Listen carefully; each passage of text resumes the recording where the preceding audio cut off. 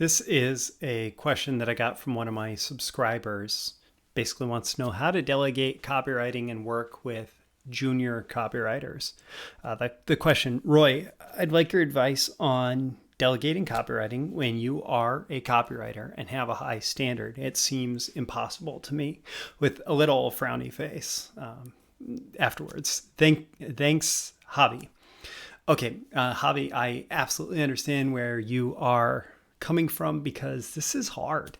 This is like one of the most difficult things in, especially the direct response business, where the copy not only has to like read well, like any piece of writing needs to, but it actually has to close sales. It has to get people to take specific actions. And in copywriting industries, the more competitive the direct response industry, the more so this becomes true. Finding copywriters who are actually really good and able to take copy being delegated to them is like the number one challenge of those businesses.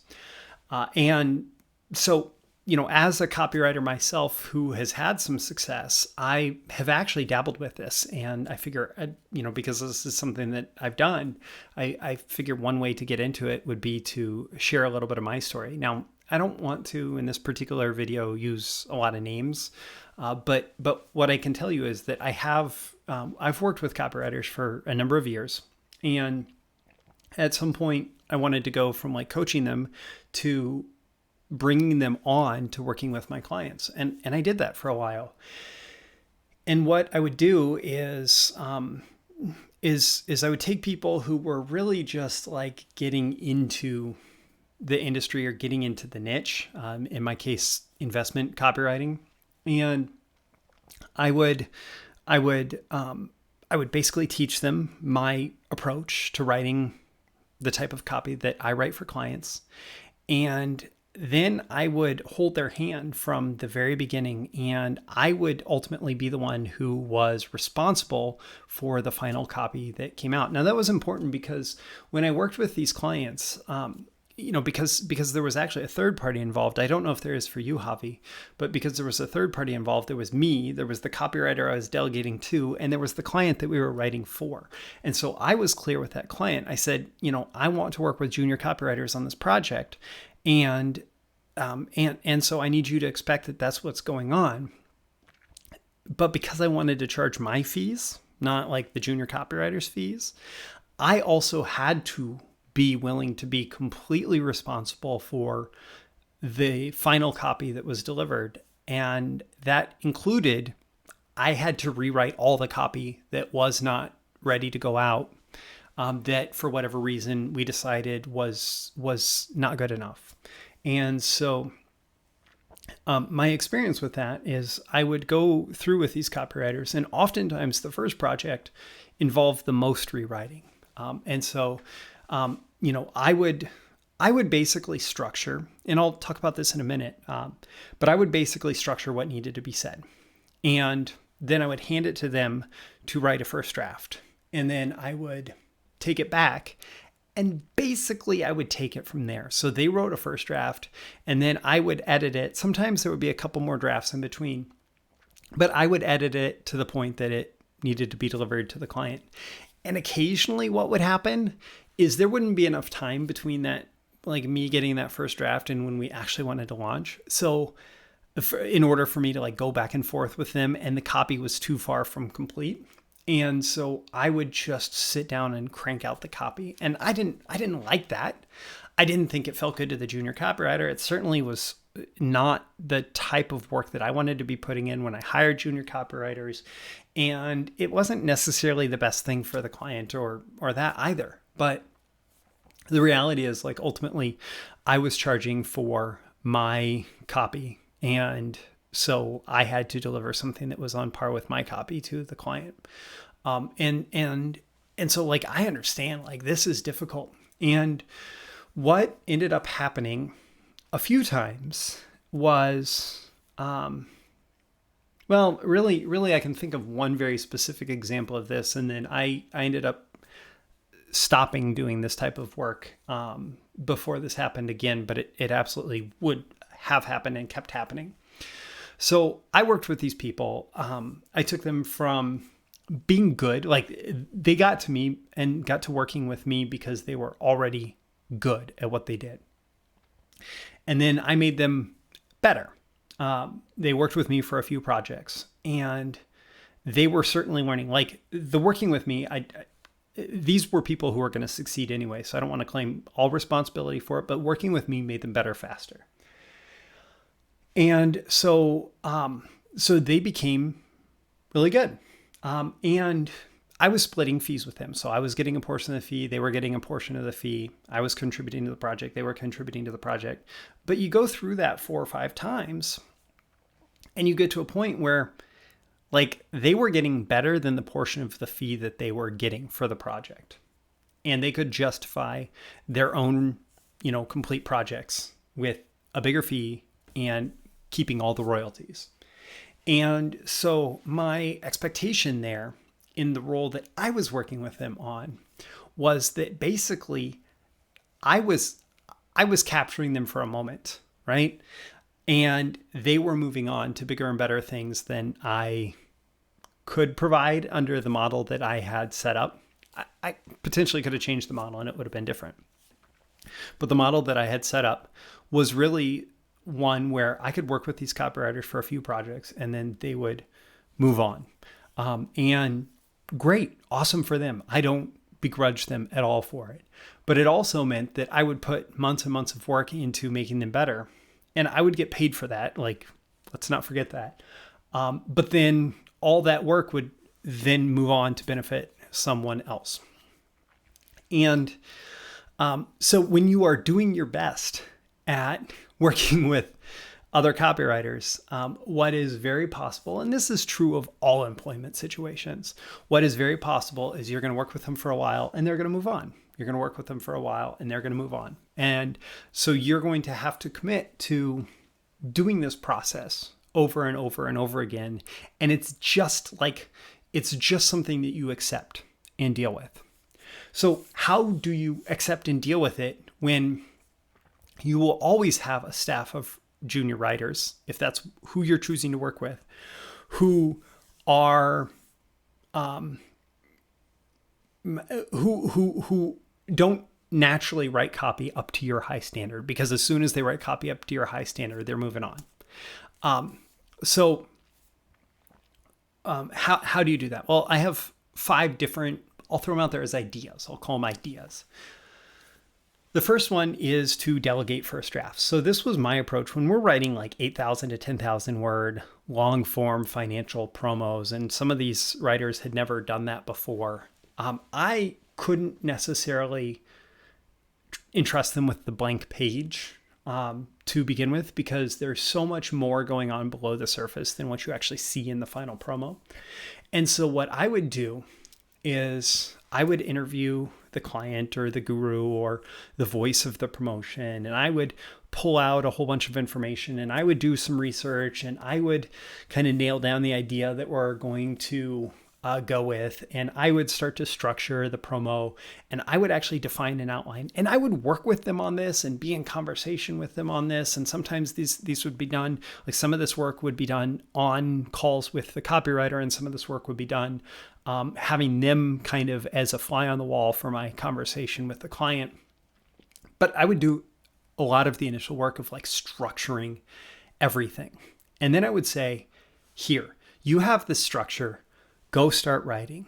And your job is to write first drafts of this. And then they would bring it to me once they had the draft written, or we'd set certain points where I would want to see it to give them feedback. And so I'm delegating the first draft. And then I go back, because it's much easier to write than to rewrite, or much easier to rewrite than to write the initial copy. And so I give them the outline, because that can come fairly quickly. It doesn't have to be polished or anything. They give it back to me as copy, and then I rewrite their copy into the final draft. And for me, that was like the most effective process for working with them. And the better they got, the less handholding they would need and the less edits they would need on the backside. So I would delegate first drafts, and that was fairly effective. That's idea one. Idea two is to delegate secondary copy. One of my recent clients is they basically run an ad agency for direct response. And while they don't have a lot of long form copywriters that they're able to work with that are actually able to write that copy, they actually have a lot of copywriters that are writing things like advertorials and space ads and emails and just doing all this secondary copy. So delegating secondary copy, which is the shorter copy and less central to the actual conversion event going on in a campaign, that's an idea. It can take some work off your plate. Or, for example, I know somebody else who writes kind of a mix of content and direct response for his clients. And, we talked about trying to find a copywriter and things like that. Now the conversation is kind of shifting to, well, what if our next person that we get involved here is somebody who is capable of dealing with a lot of the content, who's a good writer, but not necessarily a copywriter.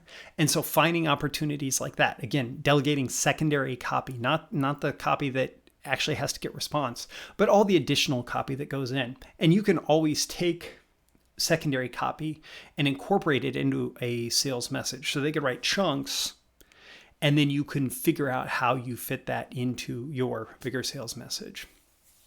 Idea number three is really simple. Expect more revisions.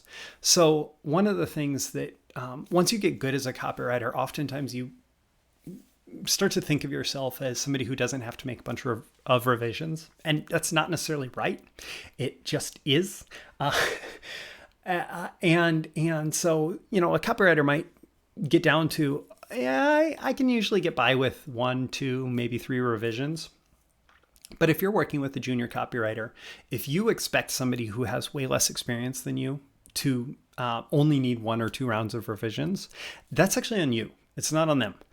So if you expect, okay, I'm gonna have to go through the process a little bit more with this person, and maybe like chunk it out. So if they are writing a long form VSL or sales letter or whatever, chunk it out so they send you the lead.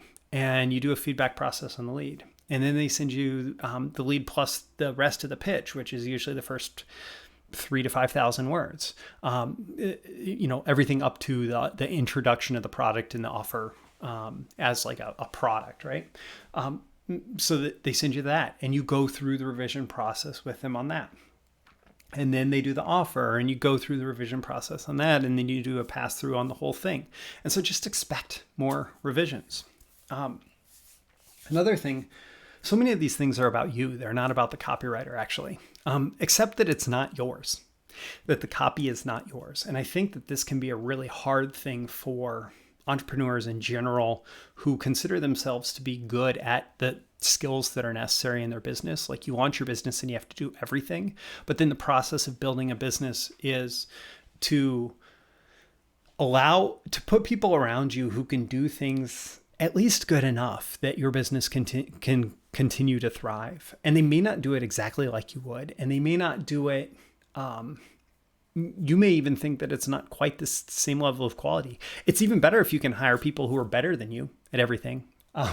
But even if you can't find that, you may find somebody who can do it 95% as well as you, but they do that almost hands off. And you have to accept that even if they're not writing everything exactly as you would, maybe that's okay. Maybe it's okay that they're not you. Maybe it's okay that the copy is not exactly yours. You kind of have to take a deep breath and accept that, because the process of entrepreneurship is most often a process of learning how to let go of different parts of your business. Like you create it, you launch it, you give it that initial momentum, but then you have to let go and let other people help. And that process of accepting help can be difficult. It can be very difficult. But at some point, like, if you can't do that, it's a huge limitation on your ability to grow. So accept that it's not yours. And the last one, this really aligns with what the biggest direct marketers end up doing. they commit long term. So one of the reasons like that for me, the junior copywriter thing, it worked, but it didn't work, was I'm not running a publishing business. I'm mostly running a copywriting business that kind of functioned as an agency while doing this, right? So the big publishers, what they do is they actually hire copywriters with the idea that some of them are going to shake out fairly quickly.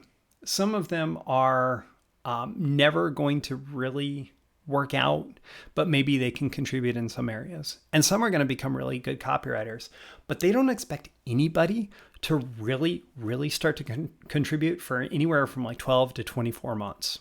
And so they recognize that there's this learning process where these people are full-time employees working inside the business, and they're not churning out a bunch of great copy. And so their long-term perspective of building this talent before they expect the copy to be great allows them to make that investment where they are investing in educating this person and having this person involved in the feedback process and having this person involved with copywriting projects and marketing projects, but not fully expecting that person to be able to just write perfect copy for a very long time, really. And just in terms of the project focused business that I was doing, like that didn't work out for me. And if you do have a bigger business that is able to commit longer term to copywriters, what you can do is you can find things like delegating secondary copy, delegating first drafts, expecting more revisions. And you're doing that for the short term, expecting that it's going to pay off because what you're doing is you're educating. And there's not like a university for effective direct response copywriting. It is so much like the university of the real world, right? That copywriters, in order to get good, they do have to go out there and write copy. And so you are educating them, and there is a cost to that, on the understanding that that cost should pay off in the long run because you are developing their talent and their ability to write copy that is better and better. So I'm going to go really quickly through my 5 ideas again before I wrap up. First idea, well, first off, I can say from experience, this is hard. This is not easy, okay? But then my first idea is delegate first drafts. So do the prep work and research yourself, create an outline, delegate the first draft, and then manage everything after the first draft. That's great for longer copy. Delegating secondary copy. So any shorter copy that's not as directly tied to the actual making of the sale, delegating that secondary copy is a great option. Third, expect more revisions. So just be willing to go through the revision process more with more junior copywriters. 4, accept that it's not yours. That's a mind game thing. You accept that it's not yours and realize that, the copy is going to be different. It might be better. It might be worse, but it's not yours. And accepting that is part of the process here. And then 5 is committing long-term. Recognize that all of this stuff can have longer term payoffs that are not as obvious today, but that are still big payoffs in the long run if you are actually committing to this for the long run. So my name is Roy Furr. This has been a video issue of Breakthrough Marketing Secrets, answering a subscriber question. If you, I would like to know from you, how much value did you get out of this particular video? Leave a comment below. Let me know on a scale of 1 to 10 how much value you got and why. What was your biggest takeaway, your action item from this? Also, click that like button before you go so you get more content like this delivered to you. Also, so the magical algorithms of the internet know to share this content with more people like you who would find it valuable. If you know somebody in your life who is looking to delegate some copywriting and might find some of my ideas as a good first step, you can share this video with them directly and subscribe before you go. Also, you can subscribe here. You can also go to breakthroughmarketingsecrets.com to get my daily content for marketers, copywriters, entrepreneurs, business builders. Again, go to breakthroughmarketingsecrets.com. The link is in the description. Again, my name is Roy Furr. This has been a video issue of Breakthrough Marketing Secrets. I always aim for 10 out of 10 value. I hope that I've delivered here. Thank you, and I look forward to seeing you again in your next video. See you soon. Bye.